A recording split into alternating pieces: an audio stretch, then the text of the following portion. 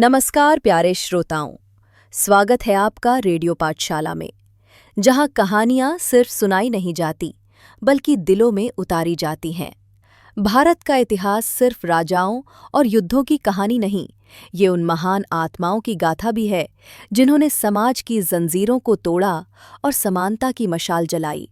एक ऐसा बालक जो छुआछूत और गरीबी की आग में तपकर हीरे की तरह निखरा, जिसने कलम को हथियार बनाकर भारत का भाग्य बदला।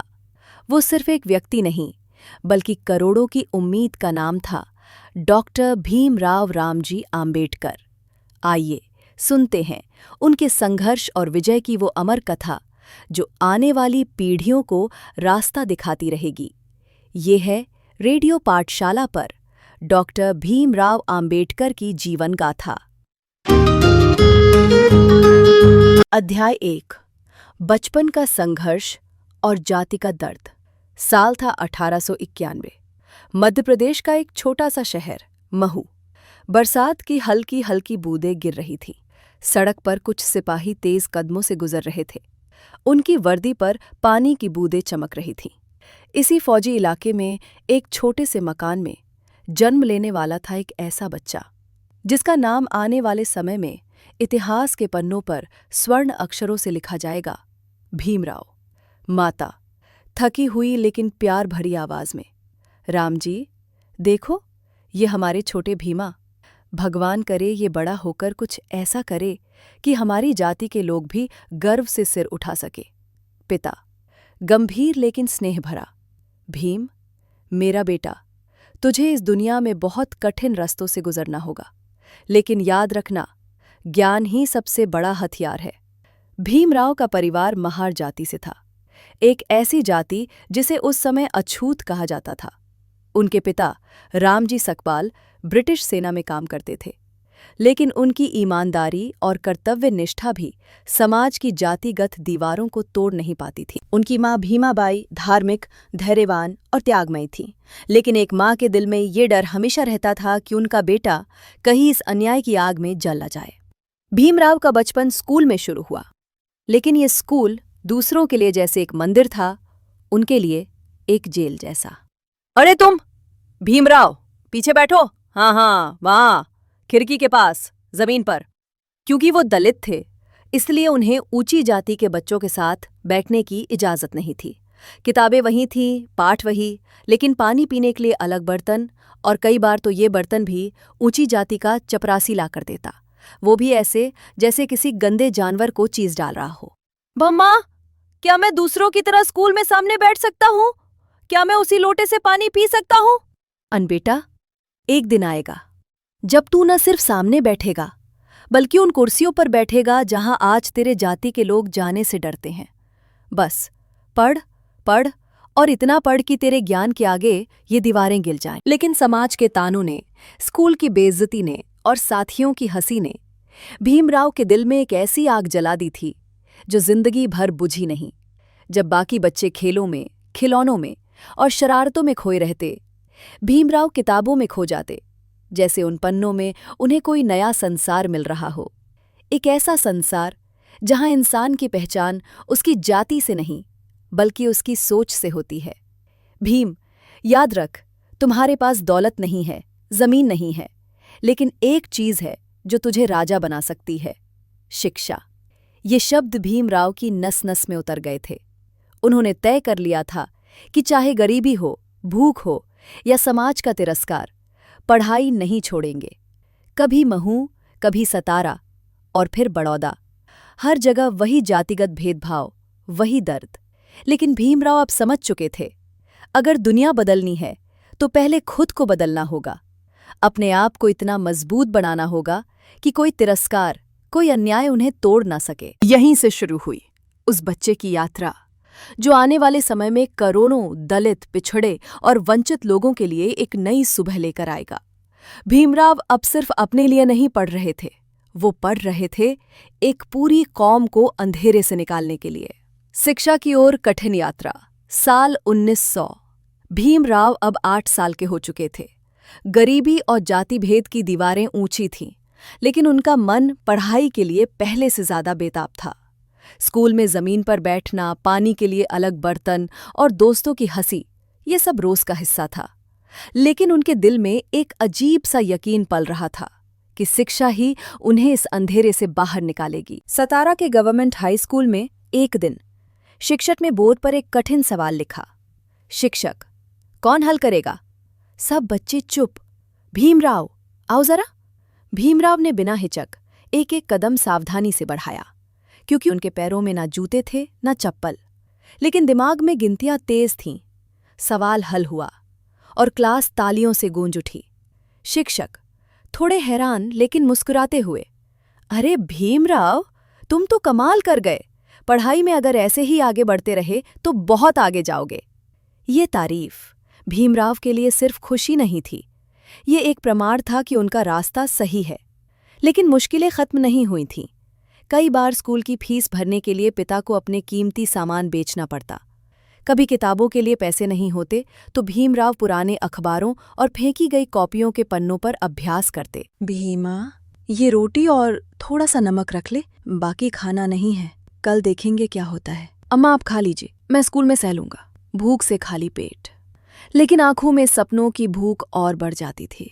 1907 में भीमराव ने मैट्रिक की परीक्षा पास की। ये उस समय के दलित समुदाय में एक दुर्लभ उपलब्धि थी। जब उनका रिजल्ट आया, पूरे मोहल्ले में चर्चा थी। अरे, रामजी का बेटा मैट्रिक पास कर गया, ये तो कमाल हो गया। देखा भीम, मेहनत कभी बेकार नहीं जाती। मैट्रिक के बाद उन्होंने एल्फिंस्टन कॉलेज मुंबई में दाखिला लिया। मुंबई, जहां सड़कों पर ट्रैम चलती थीं, बड़े बड़े गोरे अफसर घूमते थे और गरीब बस्तियों में तंग गलियों में जीवन सिसकता था। लेकिन यहां भी जातिवाद उनका पीछा नहीं छोड़ता था। हॉस्टल में कमरा मिलना मुश्किल, मेस में खाना अलग बर्तनों में, और कभी कभी तो साथी छात्र बात तक नहीं करते थे। फिर भी भीमराव ने हार नहीं मानी। उन्होंने पढ़ाई में इतना डूबना शुरू किया कि वक्त का अंदाजा ही नहीं रहता। दिन में कॉलेज, शाम को पार्ट टाइम ट्यूशन और रात को लालटेन की रोशनी में पढ़ाई। भीमराव, अगर मुझे कुछ बदलना है तो मुझे सबसे ज्यादा पढ़ना होगा। मुझे इतना ज्ञान चाहिए कि कोई मुझे नज़रअंदाज न कर सके। 1912 में उन्होंने बीए की डिग्री हासिल की। यहीं पर उनकी जिंदगी ने एक नया मोड़ लिया। बड़ौदा के महाराजा सयाजी राव गायकवाड़ ने उनकी प्रतिभा को पहचान लिया और उन्हें उच्च शिक्षा के लिए अमेरिका भेजने का प्रस्ताव दिया। भीमराव, मैं चाहता हूं कि तुम विदेश जाओ, पढ़ो और लौटकर अपने लोगों की सेवा करो। लेकिन याद रखना, ये अवसर सिर्फ तुम्हारा नहीं है, ये तुम्हारे पूरे समाज का है। ये सुनकर भीमराव की आंखें भर आईं। अमेरिका जाने का मतलब था एक ऐसी दुनिया देखना जहां इंसान को उसकी जाति से नहीं बल्कि उसके काम से आका जाता है। 1913 में भीमराव न्यूयॉर्क के लिए रवाना हुए। जहाज के डेक पर खड़े होकर उन्होंने समंदर के नीले विस्तार को देखा और मन ही मन कहा, मैं लौटूंगा और लौटकर इस अंधकार को खत्म करूंगा। अध्याय 3, विदेश में शिक्षा और विचारों का विस्तार। साल था 1913। एक लंबा समुद्री सफर। जहाज के डेक पर खड़े भीमराव दूर क्षितिज की ओर देख रहे थे। पीछे छोड़ आए थे गरीबी, भेदभाव और तिरस्कार से भरी जिंदगी, और सामने था एक अजनबी देश, अजनबी लोग और नए अवसरों की दुनिया। न्यूयॉर्क की धरती पर कदम रखते ही भीमराव ने महसूस किया, यहाँ लोग ना तो उनका नाम पूछते हैं ना जाति, बस मुस्कुरा कर कहते हैं, हेलो मिस्टर अंबेडकर। भीमराव मन में, ये कितनी अजीब बात है, यहाँ कोई मुझे अछूत नहीं कहता, तो फिर क्या जाति केवल भारत की बीमारी है? कोलंबिया यूनिवर्सिटी में पढ़ाई शुरू हुई। प्रोफेसर जॉन डेवी, वो शिक्षक जिनकी सोच और विचारों ने भीमराव के मन पर गहरी छाप छोड़ी। उन्होंने सिखाया, लोकतंत्र सिर्फ वोट डालना नहीं है, बल्कि ये हर व्यक्ति को बराबरी का अधिकार देना है। प्रोफेसर डेवी स्नेह भरे स्वर में, Ambedkar, remember, education is the key to liberty. शिक्षा ही असली आजादी की चाबी है। Yes, Professor. In my country, people need this key more than anything else. Bhimrao library में घंटों घंटों बैठकर पढ़ते। इतिहास, अर्थशास्त्र, राजनीति, कानून, कभी कभी तो सूरज उगने तक पढ़ाई जारी रहती। लेकिन विदेश की इस चमक में भी उनके दिल में भारत की याद गूंजती रहती थी। गांव की गलियों में बैठा कोई दलित बच्चा जो सिर्फ अपनी जाति की वजह से स्कूल नहीं जा पाता, भीमराव को लगता ये डिग्रियां मेरी नहीं, उस बच्चे की हैं। कोलंबिया में पढ़ाई पूरी करके उन्होंने एमए और पीएचडी की डिग्रियां हासिल की। लेकिन उनका सफ़र यही नहीं रुकना था। उन्होंने लंदन स्कूल ऑफ इकोनॉमिक्स और ग्रेज इन लॉ कॉलेज में दाखिला लिया। लंदन में मौसम हमेशा बादलों से घिरा रहता, लेकिन भीमराव का मन एक नए उजाले से भरा था। कानून की पढ़ाई के साथ साथ उन्होंने अर्थशास्त्र में गहरी रिसर्च की। वो समझ चुके थे कि जाति भेद खत्म करने के लिए सिर्फ कानून ही नहीं बल्कि आर्थिक न्याय भी जरूरी है। लेकिन विदेश में पढ़ाई करना आसान नहीं था। पैसों की कमी, महंगा किराया और ठंड से जूझना। कई बार उन्हें एक ही कोट सालों तक पहनना पड़ता। कोट पुराना हो गया है लेकिन ज्ञान नया हो रहा है, बस यही काफी है। वर्ष 1917 में प्रथम विश्व युद्ध की वजह से उन्हें अस्थायी रूप से भारत लौटना पड़ा, लेकिन उन्होंने वादा किया, मैं वापस आऊंगा और पढ़ाई पूरी करूंगा। और 1920 में फिर से लंदन लौटकर उन्होंने अपनी बारेट लॉ और डीएससी इकोनॉमिक्स पूरी की।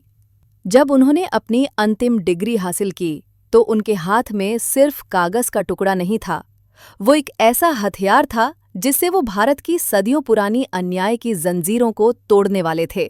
अब मैं तैयार हूं, तैयार उस लड़ाई के लिए जो सिर्फ मेरी नहीं, लाखों करोड़ों दलित, पिछड़े और वंचित लोगों की है। अध्याय 4। सामाजिक क्रांति का बिगुल। साल था 1920। विदेश से पढ़ाई पूरी करके लौटे डॉक्टर भीमराव अंबेडकर ने देखा, भारत वही था। गांव की गलियों में अभी भी दलितों के लिए अलग कुएं, मंदिरों के बाहर अछूतों का प्रवेश वर्जित के बोर्ड और ऊंची जातियों के अहंकार में डूबी मानसिकता। ऊंची जाति का आदमी, अरे तुम लोग यहाँ से हटो, ये जगह तुम्हारे लिए नहीं है। ये आवाजें भीमराव के कानों में जलते अंगारों जैसी चुभती थीं।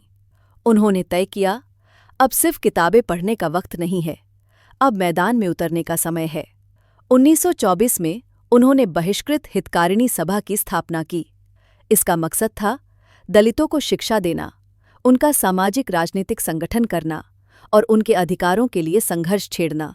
अंबेडकर, मेरे भाइयों और बहनों, अगर हम खुद खड़े नहीं होंगे तो कोई और हमें उठाने नहीं आएगा।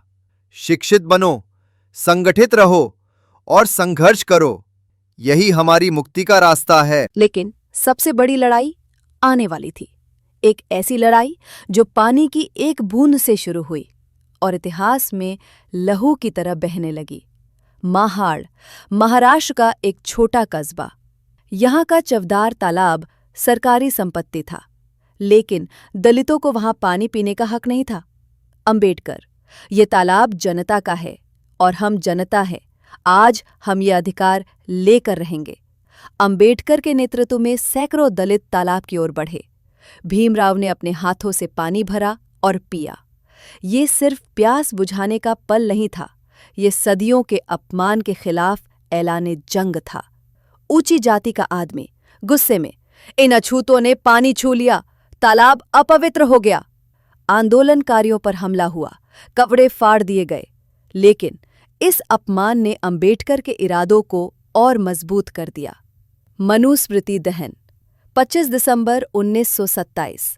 अंबेडकर ने मनुस्मृति, वो किताब जिसमें जाति भेद और अस्पृश्यता के नियम लिखे थे, जनसभा के सामने आग में झोंक दी। अंबेडकर, ये ग्रंथ इंसान को इंसान से बांटता है। आज हम इसे जलाकर उस मानसिक गुलामी को खत्म कर रहे हैं जो हमारे पूर्वजों की गर्दन पर सदियों से पड़ी थी। ये सिर्फ एक किताब जलाना नहीं था, ये उस सोच को जलाना था जिसने इंसान को जातियों में बांटा था। महार सत्याग्रह और मनुस्मृति दहन के बाद अंबेडकर पूरे भारत में दलितों के लिए एक उम्मीद बन गए। लोग दूर दूर से उन्हें सुनने आते। उनके शब्द अब एक आंदोलन बन चुके थे। हम उस समाज को नहीं मानेंगे जहां इंसान की कीमत उसकी जाति से तय होती है। हम एक नया समाज बनाएंगे जहां इंसान इंसान होगा, सिर्फ इंसान। चैप्टर 5, संविधान निर्माण, समानता का सपना, सन 1946। भारत की आज़ादी की आहट पूरे देश में गूंज रही थी, लेकिन आज़ादी के बाद कैसा भारत बनेगा, ये सवाल हर जहन में था। इसी समय डॉक्टर भीमराव अंबेडकर को एक ऐतिहासिक जिम्मेदारी सौंपी गई, संविधान निर्माण समिति के अध्यक्ष का पद। ये वही क्षण था जिसने न सिर्फ उनकी बल्कि करोड़ों दबे कुचले लोगों की तकदीर बदलने की नींव रखी। अंबेडकर दृढ़ स्वर, भारत सिर्फ आज़ाद नहीं होगा, भारत न्यायपूर्ण भी होगा। और न्याय तब मिलेगा जब हर व्यक्ति को उसके जन्म, जाति, धर्म या लिंग से परे बराबरी का अधिकार मिलेगा। संविधान सभा में अंबेडकर ने स्पष्ट कर दिया कि ये संविधान सिर्फ कागज के पन्नों पर लिखी बातें नहीं होगी, ये देश की आत्मा होगी। उन्होंने न्याय, स्वतंत्रता, समानता और बंधुता को इस संविधान की बुनियाद बनाया। लेकिन ये रास्ता आसान नहीं था। कुछ नेताओं को लगता था कि दलितों और पिछड़ों के लिए विशेष अधिकार देना समाज में विभाजन पैदा करेगा। अंबेडकर ने सख्त शब्दों में जवाब दिया, हजारों साल से जो अन्याय हुआ उसे मिटाना क्या विभाजन है? अगर टूटे हुए को जोड़ना अपराध है तो मैं ये अपराध बार बार करूंगा। उन्होंने आरक्षण की व्यवस्था को संविधान में शामिल कराया ताकि दलित, आदिवासी और पिछड़े वर्ग भी शिक्षा, नौकरियों और राजनीति में अपनी हिस्सेदारी पा सकें। उन्होंने मौलिक अधिकारों में छुआछूत उन्मूलन, धार्मिक स्वतंत्रता, अभिव्यक्ति की स्वतंत्रता और समान अवसर को जगह दी। 26 नवंबर 1949 को डॉक्टर अंबेडकर ने संविधान सभा के सामने अंतिम मसौदा पेश किया। उस दिन उनकी आंखों में नमी थी, क्योंकि ये सिर्फ एक किताब नहीं बल्कि करोड़ों दबे कुचले लोगों के लिए नई सुबह का वादा था। अंबेडकर, हमने राजनीतिक स्वतंत्रता पाली है, अब इसे सामाजिक और आर्थिक स्वतंत्रता में बदलना होगा। संविधान भारत की आज़ादी की आत्मा बन गया और इसके निर्माता डॉक्टर भीमराव अंबेडकर इतिहास में अमर हो गए, उस व्यक्ति के रूप में जिसने बराबरी और न्याय का सपना कागज पर नहीं, देश के दिल में उतारा। चैप्टर 6, संविधान निर्माण की ऐतिहासिक यात्रा। वो समय आ चुका था जब एक गुलाम देश को अपनी पहचान, अपने कानून और अपने अधिकार खुद तय करने थे। ब्रिटिश हुकूमत ने जाने का फैसला कर लिया था और अब जरूरत थी एक ऐसे संविधान की जो हर नागरिक को बराबरी दे सके। डॉक्टर भीमराव अंबेडकर, एक ऐसे व्यक्ति को ये जिम्मेदारी सौंपी गई जो खुद समाज के सबसे निचले पायदान से आया था और जिसने अन्याय को अपनी आंखों से झेला था। नेहरू, हमारे देश को एक ऐसा संविधान चाहिए जो न सिर्फ लोकतंत्र दे बल्कि सामाजिक न्याय की गारंटी भी दे। इस काम के लिए हमें सर्वश्रेष्ठ दिमाग चाहिए। सरदार पटेल, मेरी राय है डॉक्टर भीमराव अंबेडकर से बेहतर कोई नहीं हो सकता। उन्होंने कानून की पढ़ाई विदेश में की है और न्याय की उनकी समझ अद्वितीय है। ये सुनकर कई लोगों को आश्चर्य हुआ, एक दलित नेता पूरे देश का संविधान बनाएगा। लेकिन यही तो असली क्रांति थी। अंबेडकर अपने आप से, ये सिर्फ कागज पर कानून लिखना नहीं है, ये आने वाली पीढ़ियों की किस्मत लिखना है। मुझे ऐसा संविधान बनाना है जिसमें कोई भी बच्चा, चाहे वो किसी भी जाति या धर्म का हो, खुद को छोटा महसूस ना करे। संविधान सभा में 2 साल 11 महीने 18 दिन तक बहसें हुईं। कभी कभी बहसें इतनी तीखी होती कि माहौल गर्म हो जाता। विरोधी सदस्य, आरक्षण क्यों चाहिए? बराबरी का मतलब है सबको एक समान अवसर। अंबेडकर दृढ़ आवाज में, जब तक सदियों से दबाए गए लोगों को आगे बढ़ने का अवसर नहीं दिया जाएगा, तब तक बराबरी सिर्फ एक शब्द रह जाएगा। आरक्षण उनका हक है, किसी की दया नहीं। आखिर वो दिन आ गया जब संविधान का अंतिम मसौदा तैयार था।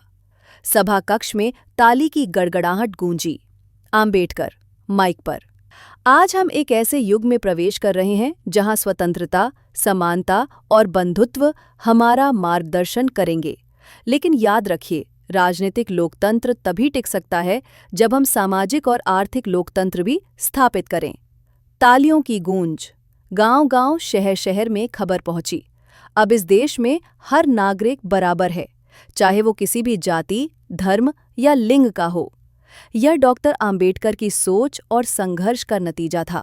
बैकग्राउंड में भारत माता की जय के नारे। डॉक्टर अंबेडकर ने सिर्फ संविधान नहीं लिखा, उन्होंने उस भारत का सपना बुना जिसमें दलित, आदिवासी, पिछड़े और हर हाशिए पर खड़ा इंसान अपने हक से जी सके। संविधान का निर्माण, भारत के भाग्य का नया पन्ना। 1947 भारत आजाद हो चुका था, लेकिन इस आजादी की असली परीक्षा अभी बाकी थी। देश को चाहिए था एक ऐसा संविधान जो हर इंसान को बराबरी, न्याय और सम्मान दे। ऐसा संविधान जिसमें न जाति का भेद हो, न ऊंच नीच की दीवारें। ऐसा संविधान जिसमें गरीब और अमीर के बीच सिर्फ अंतर सपनों का हो, हकों का नहीं। और ये जिम्मेदारी सौंपी गई डॉक्टर भीमराव रामजी आम्बेडकर को, एक दलित जो कभी स्कूल में प्यासा बैठा था क्योंकि उसे मटके को छूने की इजाजत नहीं थी। आज उसी व्यक्ति के हाथ में पूरे देश के भविष्य की कलम थी। संविधान सभा का पहला दिन। सदस्य डॉक्टर आम्बेडकर, आपको ड्राफ्टिंग कमेटी का चेयरमैन चुना गया है। उनकी आंखों में जिम्मेदारी का भार था, लेकिन दिल में एक आग भी। दलित, पिछड़े, आदिवासी, महिलाएं, सबको बराबरी का दर्जा दिलाने की आग। डॉक्टर अंबेडकर, संविधान सिर्फ कागज का टुकड़ा नहीं है। ये उन करोड़ों भारतीयों के सपनों की नींव है जो आज तक हाशिए पर रहे हैं। मैं ऐसा भारत देखना चाहता हूं जहां किसी को ये पूछने की जरूरत ना पड़े कि तुम्हारा धर्म क्या है, तुम्हारी जाति क्या है। दिन रात हजारों पन्ने, दर्जनों भाषण, सैकड़ों बहसें। डॉक्टर अंबेडकर ने न सिर्फ कानून की धाराएं लिखी, बल्कि उनमें इंसानियत की आत्मा भी भरी। उन्होंने संविधान में ये पक्का कर दिया कि हर नागरिक को वोट का अधिकार होगा, चाहे वो अमीर हो या गरीब। शिक्षा, नौकरी और राजनीति में आरक्षण के जरिए सदियों से दबाए गए लोगों को अवसर मिलेगा। छुआछूत को कानूनन अपराध घोषित किया जाएगा। 26 नवंबर 1939 जब संविधान सभा में अंतिम ड्राफ्ट पास हुआ तो इतिहास ने गवाही दी, ये सिर्फ भारत का नहीं, पूरी दुनिया का सबसे बड़ा लिखित संविधान था। डॉक्टर अंबेडकर, हम आज राजनीतिक स्वतंत्रता पा चुके हैं, लेकिन अगर हमने सामाजिक और आर्थिक बराबरी न दी तो ये स्वतंत्रता खतरे में पड़ जाएगी। लोकतंत्र सिर्फ बैलेट बॉक्स तक सीमित नहीं होना चाहिए, बल्कि हमारे समाज के हर कोने में महसूस होना चाहिए। संविधान बन चुका था, लेकिन अंबेडकर जानते थे लड़ाई अभी खत्म नहीं हुई थी। कानून बदलना आसान है, लेकिन समाज के दिल बदलना एक लंबी यात्रा है। अंतिम संघर्ष और अमर विरासत। सन 1954 डॉक्टर भीमराव अंबेडकर का स्वास्थ्य अब कमजोर पड़ने लगा था। बरसों की मेहनत, अनगिनत यात्राएं, भाषण, लेखन और संघर्ष उनके शरीर को थका चुके थे, पर मन में जो आग थी वो बुझने का नाम नहीं ले रही थी। उन्होंने तय कर लिया था कि समाज में तब तक काम करते रहेंगे जब तक सांस चल रही है। वे बौद्ध धर्म की ओर बढ़ रहे थे, एक ऐसा रास्ता जिसमें समानता, करुणा और स्वतंत्रता हो। नागपुर, 14 अक्टूबर 1956। इतिहास का सबसे बड़ा धर्मांतरण। लाखों दलित, पिछड़े, शोषित जन अंबेडकर के साथ बौद्ध धर्म की शरण में आए। गगनभेदी नारे जय भीम, जय बुद्ध हवा में गूंज रहे थे। अंबेडकर ने वहां शांति से कहा, मैंने अपना पूरा जीवन आपको उठाने में लगा दिया है, अब आपकी जिम्मेदारी है कि इस रास्ते को मत छोड़ना। पर यह ऐतिहासिक क्षण देखने के कुछ ही सप्ताह बाद उनका स्वास्थ्य तेजी से गिरने लगा। 6 दिसंबर 1956 की सुबह, दिल्ली। भीमराव अंबेडकर अपने कार्यकक्ष में किताबों के बीच शांति से, बिना किसी को तकलीफ दिए, इस दुनिया को अलविदा कह गए। उनकी मृत्यु से लाखों लोग रो पड़े। शव यात्रा में समुद्र जैसा मानव सैलाब उमड़ पड़ा। हर कोई कह रहा था, हमारा बाबा साहेब चला गया, पर उसका सपना जिंदा है। आज भी भारत का हर संविधान, हर कानून, हर सामाजिक अधिकार में बाबा साहेब की आत्मा बसी है। उन्होंने सिखाया कि अज्ञान की जंजीरें तोड़ो, शिक्षा लो, संगठित हो और संघर्ष करो। और यही उनकी सबसे बड़ी विरासत है, एक ऐसी लौ जो हर पीढ़ी में बराबरी का सपना जलाए रखेगी। डॉक्टर भीमराव आम्बेडकर, एक ऐसा नाम जिसने हमें सिखाया कि असली आज़ादी बराबरी और न्याय में है। उनका जीवन संदेश आज भी उतना ही जिंदा है। शिक्षित बनो, संगठित रहो और संघर्ष करो। रेडियो पाठशाला पर यह कहानी सुनने के लिए धन्यवाद। अगर आपको ये ऑडियो बुक प्रेरणादायक लगी हो तो इसे दूसरों तक जरूर पहुंचाएं, ताकि हर भारतीय जान सके कि बाबा साहेब सिर्फ इतिहास के पन्नों में नहीं, हमारे दिलों में बसते हैं। जय भीम, जय भारत।